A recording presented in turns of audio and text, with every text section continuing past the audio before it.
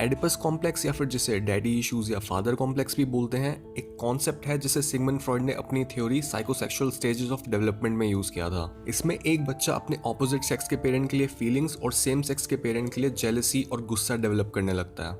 Meaning एक boy अपने father से कम्पीट करने लगता है अपनी मदर के लिए और एक गर्ल अपनी मदर से कम्पीट करने लगती है अपने फादर के लिए।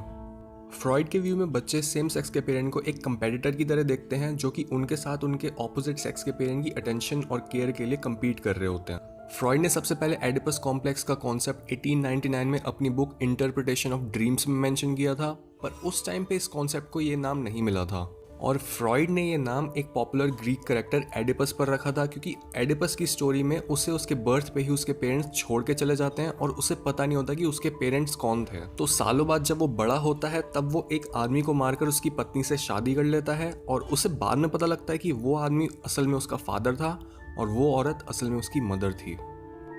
फ्रॉइड की साइकोएनालिटिक थ्योरी में बताया गया है कि एक इंसान की पर्सनैलिटी उसकी साइकोसेक्सुअल डेवलपमेंट पर डिपेंड करती है और लाइफ के पहले 5 साल एडल्ट पर्सनैलिटी बनाने में काफ़ी इंपॉर्टेंट होते हैं। साइकोसेक्सुअल डेवलपमेंट में 5 स्टेजेस होते हैं और हर स्टेज सेक्सुअल ड्राइव या फिर सेक्सुअल टेंशन का एक फिजिकल एरिया बताता है। स्टेज 1 होता है ओरल स्टेज। ये स्टेज बर्थ से लेकर 18 मंथ्स ऑफ एज तक चलता है और इसमें सेक्सुअल फिक्सेशन का एरिया होता है माउथ, क्योंकि इस टाइम पर बच्चों की लाइफ काफ़ी माउथ ओरिएंटेड होती है। वो सक कर रहे होते हैं, वो बाइट कर रहे होते हैं और वो सोलो कर रहे होते हैं। स्टेज 2 होता है एनल स्टेज। ये स्टेज 18 मंथ्स ऑफ एज से 3 इयर्स ऑफ एज तक रहता है और इसमें सेक्सुअल टेंशन आ जाती है एनस पे, क्योंकि बच्चे यहाँ पर टॉयलेट ट्रेनिंग कर रहे होते हैं और वो खुद पर कंट्रोल करना सीखते हैं। स्टेज 3 होता है फैलिक स्टेज।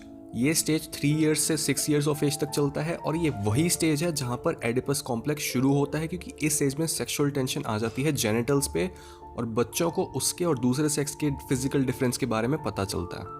स्टेज 4 होता है लेटेंसी स्टेज। ये स्टेज एज 6 से प्यूबर्टी तक चलता है और यहाँ पर सेक्सुअल इम्पल्सेस काफ़ी कम हो जाती हैं और बच्चों का फोकस आ जाता है नई चीज़ों पे, जैसे नई चीज़ों को सीखने में, सोशल कनेक्शंस बनाने में और खेलने कूदने में। स्टेज 5 होता है जेनिटल स्टेज, जो कि प्यूबर्टी से अडल्टहुड तक चलता है और इसमें सेक्सुअल डिज़ायर्स वापस आ जाती हैं और एडल्ट्स अपनी सेक्सुअलिटी के साथ काफ़ी एक्सपेरिमेंट्स भी करने लगते हैं। वो इतने मैच्योर हो जाते हैं कि उनमें दूसरों की केयर करने की एबिलिटी आ जाती है और उन्हें समझ आ जाता है कि एक म्यूचुअली सेटिस्फाइंग रिलेशनशिप कैसे काम करता है।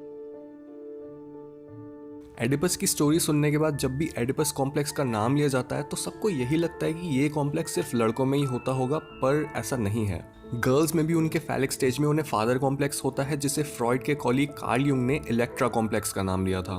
हाउएवर फ्रॉइड ने इस नाम को रिजेक्ट कर दिया था और उसने अपनी थ्योरी में फीमेल्स के इस बिहेवियर को फेमिनिन एडिपस कॉम्प्लेक्स बोला था।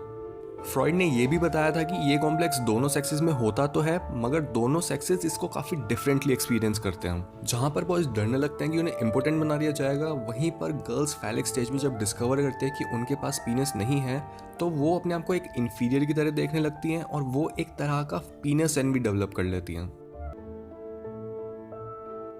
साइकोसेक्सुअल डेवलपमेंट के हर स्टेज पर बच्चों को एक अलग मुश्किल फेस करनी पड़ती है एक हेल्दी अडल्ट पर्सनालिटी बनाने के लिए, और फैलिक स्टेज में यानी जब एडिपस कॉम्प्लेक्स होता है तब उन्हें सेम सेक्स के पेरेंट के लिए गुस्सा या फिर जेलसी हटाकर उन्हें एक पेरेंट की तरह ही प्यार करना चाहिए, जिससे उनका एडिपस कॉम्प्लेक्स रिजॉल्व हो जाएगा।